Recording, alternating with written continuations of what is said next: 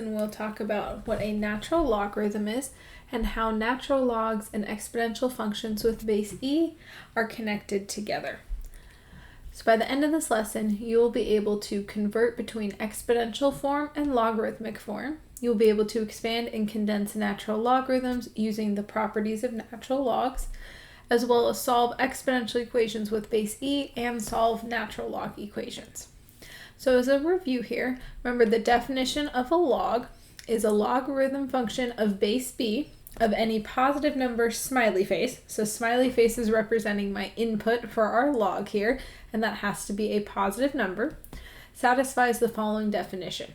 If our base is greater than 0 but not equal to 1, then log base b of smiley face equals star is the same thing as the exponential form b to the star equals smiley face. So here we have the conversion from log form on the left to exponential form on the right. And this conversion is how we're going to go ahead and solve all of our exponential and log equations. So the way we solve an exponential equation is to convert it to log form, and the way we solve a log equation is to convert it to exponential form. Remember that log and exponential functions are inverses of each other, so there's a switching of the domain and range happening here. So in a log function here, our smiley face is our input, which is why then in an exponential function, our input becomes our output. So our smiley face is now our output in the exponential function. Likewise, in our log function here, this star that we have is our output, which is why our star here is our input into our exponential form when we're looking at it.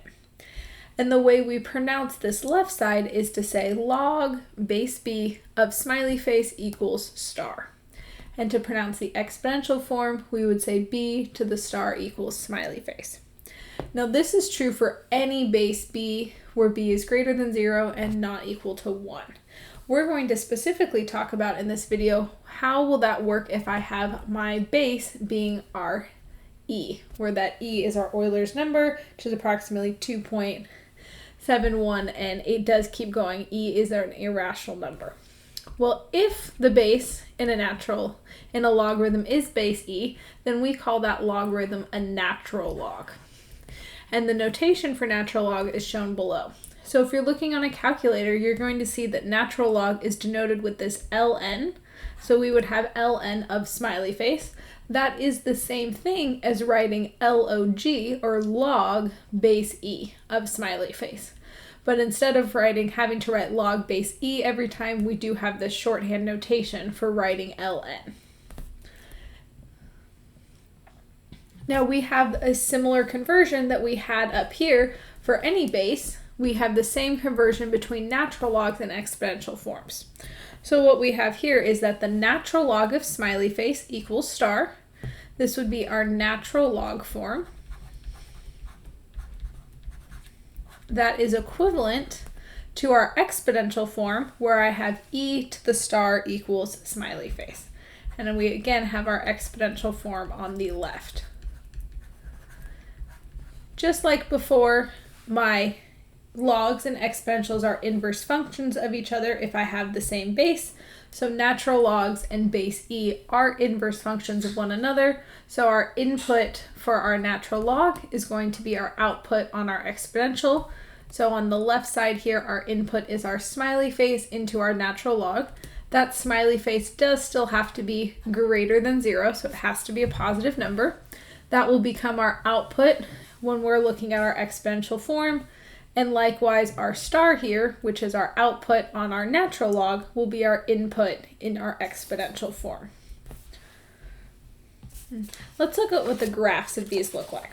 So since natural logs and exponentials are inverses, their graphs are very much connected together.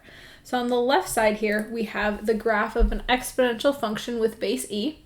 And so since e is about that 2.7 I was saying, it is an irrational number, so it's not exactly 2.7, but since that value there is bigger than 1, we have an exponential growth. So on here we can see that we have our exponential growth growing, so it's getting larger as we move from smaller x values over to bigger x values. I also have a horizontal asymptote on this graph. Remember, we denote our asymptotes on our graphs using horizontal lines. And what that asymptote is representing is kind of a boundary on our exponential graph. So this exponential function, although it gets really, really close to the x-axis here, it actually never crosses or touches that x-axis. So what that ends up giving us is our range. So our domain here is all real numbers. So I can sub any number I want into an exponential function. So we are looking at the function y equals e to the x, and I can sub anything I want in for x there. But the range will always be that y is greater than 0. So our output here in an exponential function that is growing with base e will be y is strictly greater than 0. I do not get to put the equals to bar there because this graph actually never reaches 0, since our horizontal asymptote is occurring at y equals 0. For a natural log functions, since these two guys are inverses of one another, so let's make that connection here that our base e exponential function and a natural log function, so y equals ln of x, are inverses of each other. What that tells me is that my domain and my range flip-flop, because our input and our output are exchanged. So our range for our exponential function is going to become our domain of our natural log function. So what that tells me then is my domain for my natural log function is x is strictly greater than 0, which is why up above all of our definitions we're saying that that smiley face value, which was our input into our natural log, had to be a positive value. Just like the range of the exponential becomes the domain of the natural log, the domain of the exponential becomes the range of the natural log. So our range for our natural log is all real numbers. And we can see that on the graph now, since this graph does keep going up slowly, it does slowly increase over time, and then to the left it does keep going down. So it reaches all of those y values, or all of those range values, but we can see it's bounded by a vertical asymptote this time at x equals 0. So just like the exponential function had this horizontal asymptote, where this graph, although it got really, really close to the horizontal asymptote, it never touched nor crossed. Likewise, on a natural log function, when I invert that horizontal asymptote became our vertical asymptote at x equals 0. So this graph, as it gets close down here to the x or the y-axis, the negative y-axis down here where we've highlighted, it's actually never touching or crossing that x-axis, but it is getting infinitely close to that over time as x keeps getting smaller and smaller as x is approaching 0. Let's look at a couple key facts that we are going to need, especially in a calculus course. And we're going to want to take advantage of these. And instead of having to solve for them each time, we really do kind of want to have these two key facts memorized. But we're going to talk about why they're true. Because it's one thing to, yeah, you can memorize stuff in math, but you really want to make sure you're understanding why concepts are true, so that as you're layering and learning new skills, you can put all those pieces together. So our first key fact is that the natural log of e is actually equal to 1. And let's talk about why that's true. So let's pretend I don't know what it's equal to. So I'm trying to figure out, well, what does the natural log of e equal to? I'm going to say it's going to be equal to question mark. We can convert from log to exponential form because of that inverse relationship there. Remember, our natural log is the same thing as log base e of e equals question mark in this case, and I can convert from log form to exponential form. So if I convert here to exponential form, my base is going to be e, and that e, I want to be very specific, is the base of my natural log. So this e here that I'm writing down as my base is coming from the base of my log. Now that's going to be equal to, or that's going to be raised to the question mark power, since we would flip-flop our input and our output, and that will be equal to our old input, which is the other e that we have here. So our input of our natural log then. Well, if I have e to the question mark equals e to, in this case, the first power technically, then what that tells me is since the bases are the same, then the exponents have to be equivalent. So that would tell me that our question mark then is equal to 1, which is why then the natural log of e is equal to 1. So that's going to be one of those key facts that we want to have memorized for us. The second key fact that we're going to look at is that why the natural log of 1 equals 0. And we can go through a similar argument. Let's pretend we're not sure what the natural log of 1 is equal to. So I'm going to say the natural log of 1 equals question mark. Again, I can convert from log to exponential form. As a reminder, our natural log here is log base e. So instead of saying natural log of 1, I could write log base e of 1 equals question mark. And if I convert to exponential form again, then my base is still e. So that base again is coming from our base of our logarithm. So that's where that e is coming from. That will be e to the question mark, since our input and output are flip-flopping when I go from log to exponential form, has to be equal to 1 then. And that 1 is coming from our input of our logarithm. Well, e to the question mark equals 1, I have to figure out, well, what exponent could I raise e to where I would get 1 as an output? That question mark would actually be equal to 0, since we know from properties of exponents that any non-zero number to the 0 power is always equal to 1, where a here is just a non-zero number. Okay? So that's also giving us that second key fact of why the natural log of 1 then is going to be equal to 0. So these are going to be two things that are just kind of going to come in handy throughout the year if we have to simplify on maybe a multiple choice, or as we're solving problems down, we want to keep in mind these two key facts. The other thing I want us to review before we jump into some actual examples here are what are the properties of logarithms. And these I've written out in terms of natural log, but this is actually true for any logarithm with any positive base. So in this case, we're going to let a, b, and c be positive real numbers. We then have three properties of logs. The first one is the power property, which says if I have the natural log of a plus the natural log of b, I can rewrite that inside one natural log as the natural log of a times b. So if I have the same bases here, which I do, since they're both natural logs, they both have base e. And so if I have two natural logs that I'm adding together, this would be the expanded form on the left. I could condense that down and write it as one natural log of a times b inside. So this left side here is the expanded form of each one, and the right side is going to be our condensed form.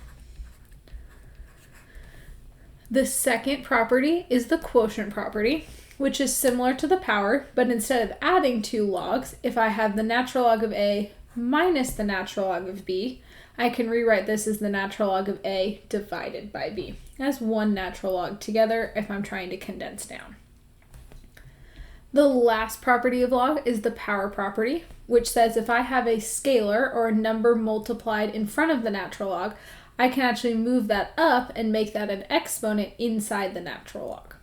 So c times the natural log of a is going to be equal to the natural log of a to the c power. So that power that we have inside a natural log can be moved down to become a scalar or a coefficient on our natural log, or if I'm trying to condense it down, I can move that coefficient or scalar up into the position of being a power inside the natural log. We're going to start with a couple examples on how I can use these properties of natural logs.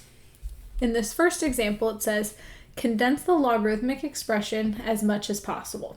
And the reason it says as much as possible is if I don't have the same base, then I cannot actually combine logs together. So these up here are only holding true if we have the same base. If we don't have the same base, then I cannot combine them together any more than that. So let's look at our example. We have 2 times the natural log of a plus 1/2 times the natural log of b minus 3 times the natural log of c. Well, in this case, I'm dealing with the same base on each one of these because they're all natural logs. So all of them have base e. I didn't have like a log base 2 or a log base 10. They're all natural logs. So I can condense this down to one single natural log. The first thing I want to deal with is if I have any coefficients in front. So I can deal with the 2 in front of the natural log of A, the 1/2 in front of the natural log of B, and the C in front of the natural log of C, or the 3 in front of the natural log of C. So using the power property first, so this will be the first property that we use, is I can rewrite each one of these to be natural log of A to the second by moving that coefficient up into the exponent, plus the natural log of B to the 1/2 by moving that coefficient to that guy. As you guys can see, I'm taking the coefficient that's attached to that natural log. So I wouldn't put the 1/2 with the A since the 1/2 is connected to the B. Then for the last guy, I want to leave the negative sign there and I just want to move the 3 up. So I'm going to get minus the natural log of C to the 3rd. Now that I've rewritten these all as exponents, I can go ahead and start and just kind of work my way from left to right. So the first thing I notice here is I'm adding 2 natural logs together. So using the product property, and I realize I do have a typo up there, it says power property twice. This first one should say product. So the first one up there was not the power property, that was the product property. So using the product property here, I can go ahead and add together this natural log of A to the second plus natural log of B to the 1/2.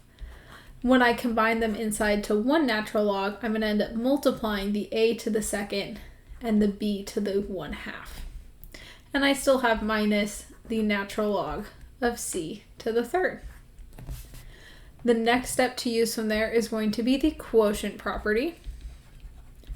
So since I'm subtracting now this natural log of A squared B to the 1/2 minus the natural log of C to the 3rd, I can rewrite that as one natural log where I have the A squared B to the 1/2 in the numerator, all divided by C to the 3rd in the denominator.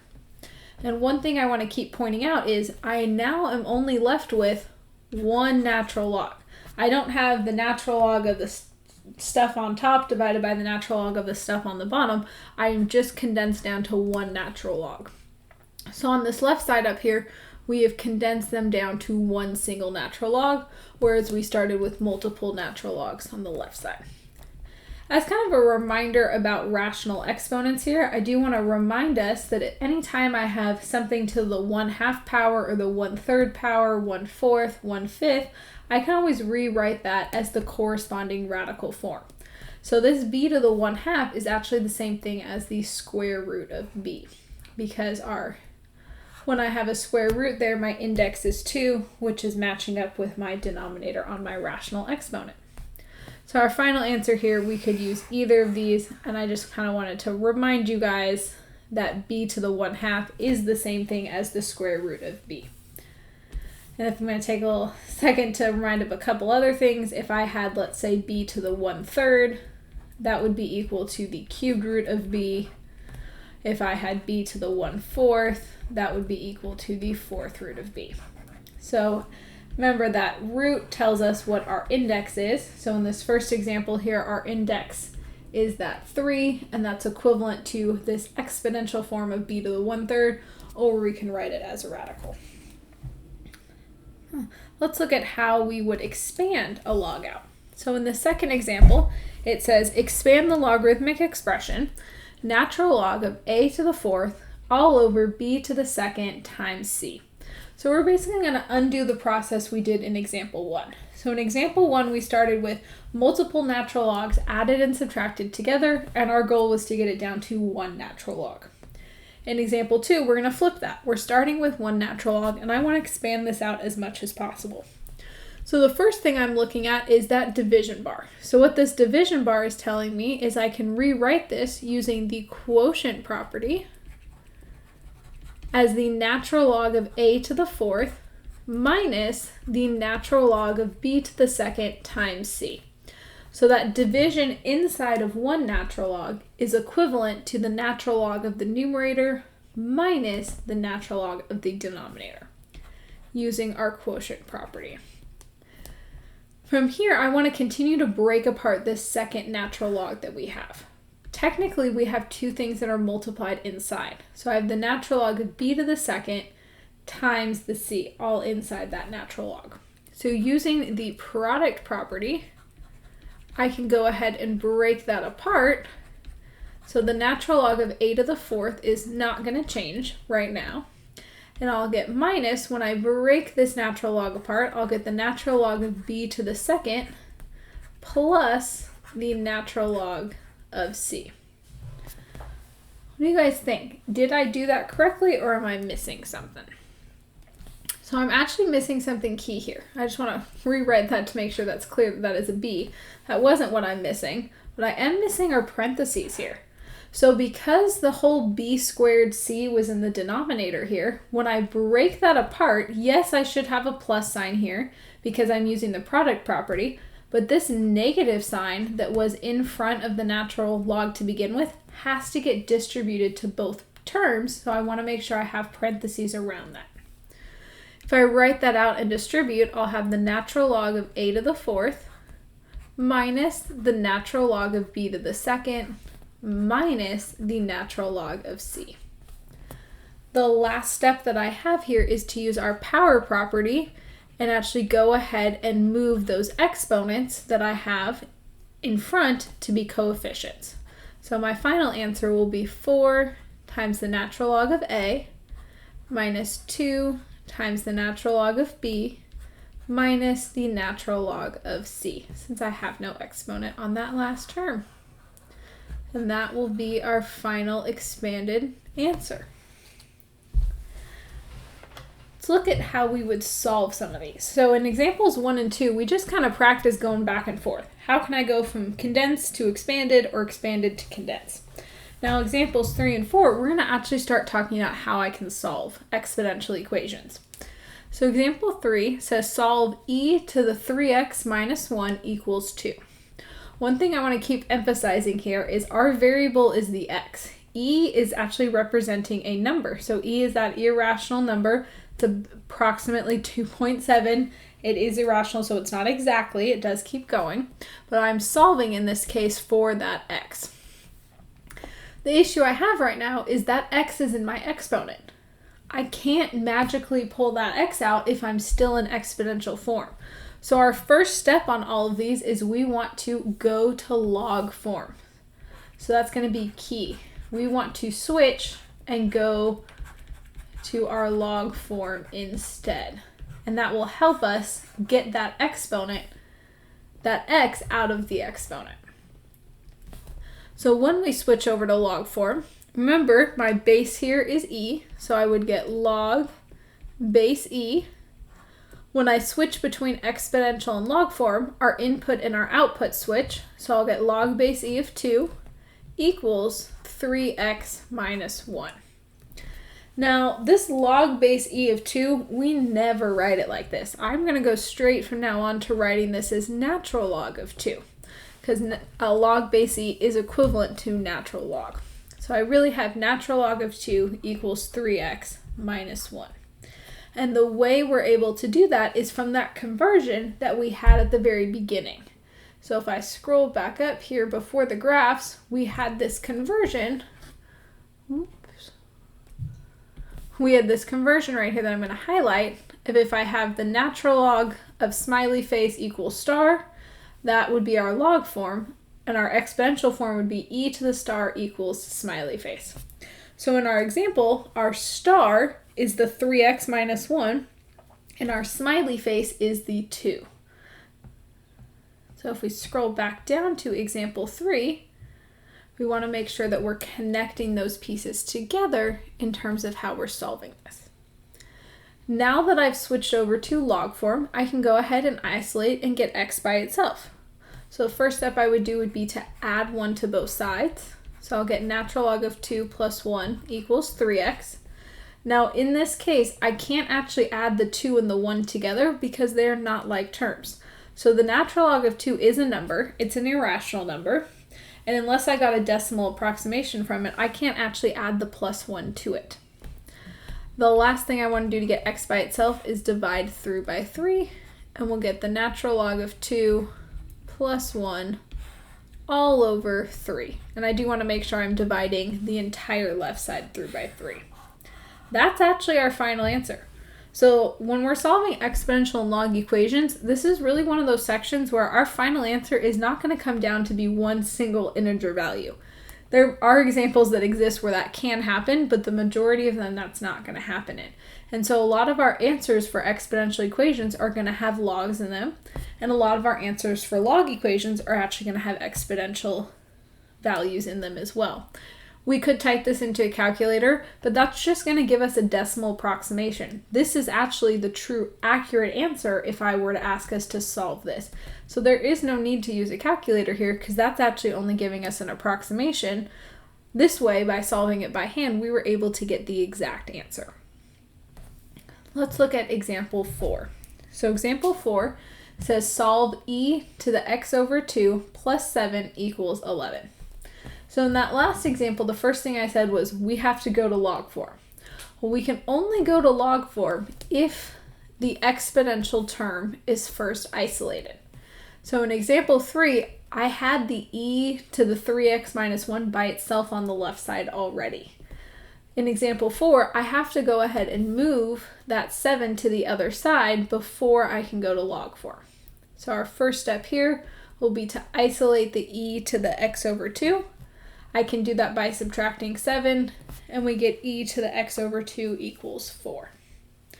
Why don't you guys pause the video and practice converting to log form, or natural log form in this case, and then we'll check it together. So as a reminder over here on this side, if I have an exponential equation, let's say e to our, what did we use before? We used e to the star equals smiley face. I can convert that to log form by writing natural log, or log base e, of smiley face equals r star. So that is our conversion that we have there. So if we're going to do it on this one, I'm going to get natural log of, in this case, my smiley face is my 4, so I'll get natural log of 4 equals r star, which is our exponent, so our x over 2. So our first step was to isolate the e and get that by itself, then convert to log form. Now that we're converted to log form, I want to go ahead and get x by itself. To do that, I'd multiply both sides by 2, and I'll get 2 times the natural log of 4 equals x. And that will be our final answer. Again, we could type that into a calculator, but to have a true accurate answer, we would actually want to leave it as 2 times natural log of 4.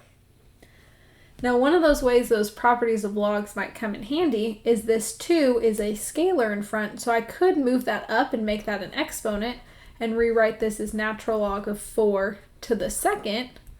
If we want to simplify that, an equivalent answer would be the natural log. Oops. Oh, hold on. Technical difficulties there. An equivalent answer would be the natural log of 16 then, if you want to move the 2 up using the power property of logs to make it an exponent. But it is perfectly okay to leave it as 2 times the natural log of 4. We would only want to do this if we had a multiple choice problem and we were trying to match it to the correct answer on the multiple choice. But in terms of a free response, all 3 of those answers are equivalent and therefore they are all correct. Let's look at solving some log equations. So again, we're going to use this same conversion that I'm going to put this kind of squiggle cloud around. So my exponential form's on the top, so e to the star equals smiley face is the same thing as natural log of smiley face equals star. Now in examples 5, 6, and 7, what we're going to see is we're going to see natural log equations. So when I had exponential equations up here in examples 3 and 4, our key that we wanted to do was to go to log form. Well, if I already have a log equation, our key now is going to be to go to exponential form instead. So the way we solve either of these is to flip-flop back and forth between the 2 different forms, using that conversion that we have up here with our star and our smiley face. Example 5 says solve the natural log of 2 minus x equals 7. So just like before, I would want to make sure my natural log term is isolated, and it is. So the first thing I want to do right away is go to exponential form. When I go to exponential form, I have to identify my base. Remember, the natural log of something, so let's say natural log of smiley face, is the same thing as log base e of smiley face. So our base here is that e value. So I'll get e to the 7th.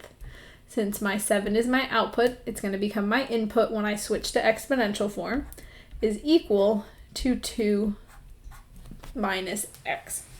So in this example here, our smiley face is that 2 minus x, and our star is that 7. So that's why we ended up with e to the 7th equals 2 minus x. Now my job is to solve for x. So to get x by itself, I'm going to actually add x to the other side, and I'll get x plus e to the 7th equals 2, and then subtract over the e to the 7th. So x will be equal to 2 minus e to the 7th. And just like before, I didn't get a final integer answer or even a single fraction as an answer. I am getting an irrational answer here, and e to the 7th is a number, and I want to make sure I'm leaving that in my answer. I could type this into my calculator, but again, that's just going to give me an approximation. We want the exact answer, and our exact answer here is 2 minus e to the 7th. Let's look at example 6. So example 6 says solve the natural log of x plus 5 minus 3 equals 8. Just like before, I want to go to exponential form, but to do that, I first need to have my natural log term isolated. So I need to move that 3 to the other side as a first step here. Solve natural log of x plus 5 equals, to move the 3 to the other side, I'm going to add 3. So natural log of x plus 5 equals 11. Now from here, the first thing I want to do is go to exponential form.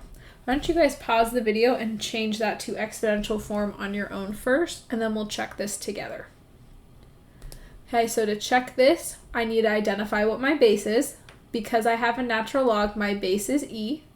So I'm going to get e to the 11th equals x plus 5 then. So remember, our input and our output are flip-flopping, so our output of 11 becomes my input on my exponent, and my input on x plus 5 becomes my output on x of the output in the exponential form. Last thing to do, get x by itself, so I'm going to subtract 5. I'll get e to the 11th minus 5 equals x. That will be our final answer there in problem 6. Okay, for our last example here, we actually have 2 natural logs now. So I have the natural log of x minus 2 plus the natural log of x plus 2 equals 2. So lots of 2's going on here. Well, if I were to write that that conversion again, so we had it up here, but if I scroll down and I add it back down here, remember we had e to the star equals smiley face, is that same conversion with natural log of smiley face there equals star. Well, the only way this works is if I have one natural log. In example 7 here, I actually have 2 natural logs. So I need a way to combine these together into one. That's where our properties of exponents are going to come into play again. So if I have a natural log plus another natural log, I can use the product property and multiply them into one natural log. So I'll get the natural log of what I'm multiplying are the 2 inputs. So x minus 2 times x plus 2 is going to get multiplied inside of one natural log here. When I simplify that down and I FOIL that out, I'll get x squared minus 4. So I have the natural log of x squared minus 4 equals 2. Now that I've converted down to one natural log, or condensed this down, I can go ahead and change to exponential form. Why don't you guys pause the video and write natural log of x squared minus 4 equals 2 into exponential form. So our base here would be e, since I have a natural log. My exponent is going to be 2, since that was our old output. It's going to be equal to our old input, which is x squared minus 4. Next thing I want to do is I want to keep isolating for my x, so I can add 4 to both sides and get e to the 2nd plus 4 equals x squared. Now to isolate and get x squared by itself, I would want to square root both sides. And when I apply a square root, I have to remember that I technically get both the positive and the negative answer here. So I'll get plus or minus, the square root of e to the second plus 4 equals x. But we have to be careful here when we end up taking square roots. Technically, I do get the plus or minus. But if we look back at the graph of a natural log, our domain for a natural log said that the input had to be positive. In fact, it actually had to be greater than 0. So whatever my answers are, if I were to check these, I would want to be plugging them back into the original. Well, if I take this negative answer, so this negative square root of e to the second plus 4, if I sub that back in for x here, I'm going to take a negative number and then subtract 2 from it. There's no way that that can ever give me a positive answer as my input, which means the negative square root is not an actual answer for this. That would be an extraneous solution. So my only answer I'm getting here is actually the positive square root. So the only answer we're getting is x equals positive square root of e to the second plus 4. The last thing I want to do is more of a reminder, is this cannot be simplified anymore. And I want to make this very clear. I'm going to do it in red here. The square root of e to the second plus 4 is not equal to the square root of e to the second plus the square root of 4. Although both of those are perfect squares, I cannot distribute a square root over an addition sign. This is a huge mistake that I could make. Okay, I cannot simplify a square root over an addition or a subtraction sign. If I had 4 times e to the second, I could simplify that further. But this cannot be simplified anymore. We actually refer to this in math as the freshman's dream. So I don't want to be dreaming like a freshman anymore. You guys are going into AP Calc in the fall, and we want to remember all of our stuff as we keep going. So a lot of review of algebra that did get brought up in here, and this is one common mistake that I see happen a lot. It's very tempting to want to simplify it. It almost looks like, oh, why can't it be true? But unfortunately, in this case, it cannot. Just like if it was a subtraction sign, I could also not simplify that anymore. So don't accidentally fall into that freshman dream trap here. Our final answer we are stuck with, as yes, as messy as it looks, the square root of e to the second plus 4 up here is our final answer that we had. So this is the end of our little review video on natural logs and exponential functions. Hopefully that's helping you guys with some of those review assignments.